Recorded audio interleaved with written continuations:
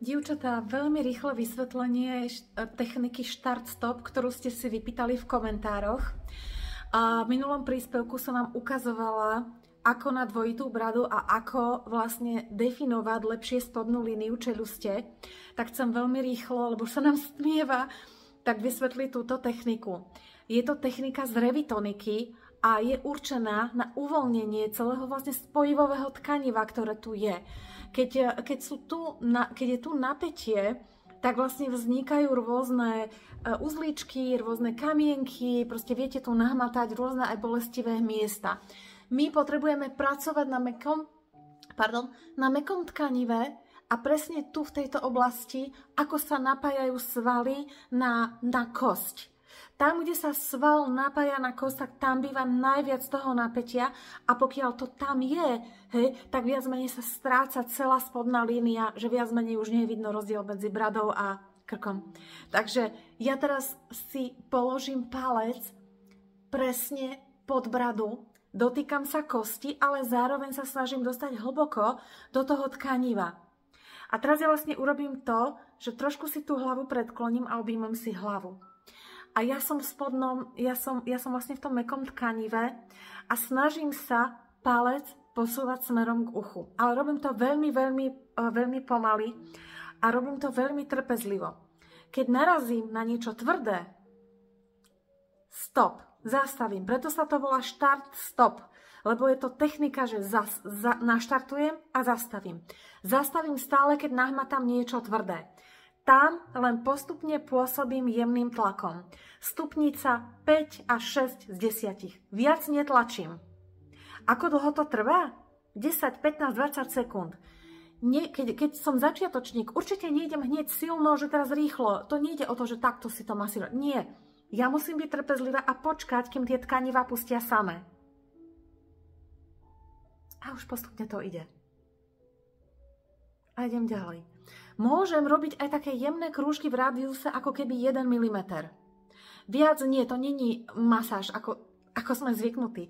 Je to práca naozaj s hlbokými tkanivami, veľmi hlbokými a veľmi hlboko uloženými spazmami a rôznymi vlastne s tými zatvrdnutými spojivými tkanivami.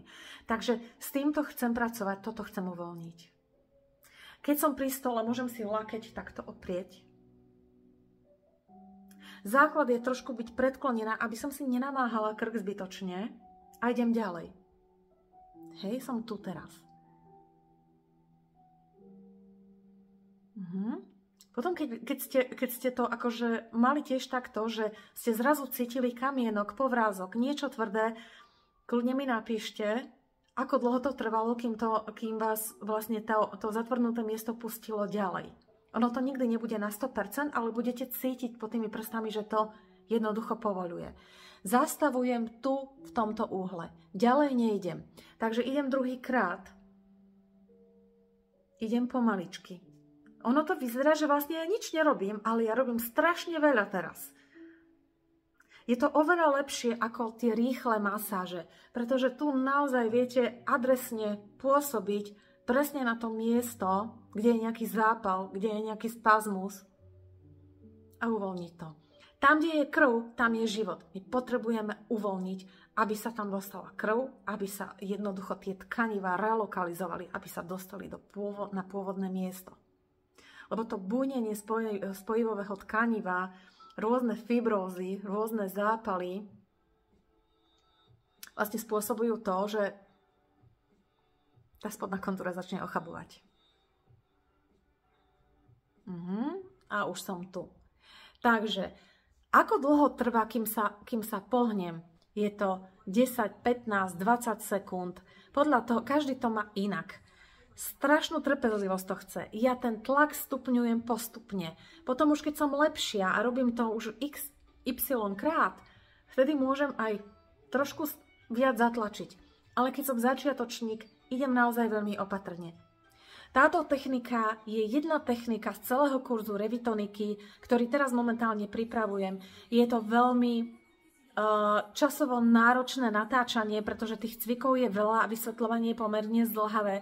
Takže preto som zatiaľ ešte tento kurz neuverejnila, ale na YouTube máte asi nejakých 100 videí, ktoré môžete cvičiť a nachádza sa tam aj dokonca aj revitonika na oči, ktorá je teraz vlastne dostupná. Kľudne môžete si vyskúšať aj toto cvičenie, aby ste vedeli, čo vás čaká. Revitonika ma veľmi oslovila. Ja vidím naozaj úžasné výsledky. Dokonca vidím aj na sebe, hej, že uvoľnenie tých spazmov je to ako keby prírodný botox.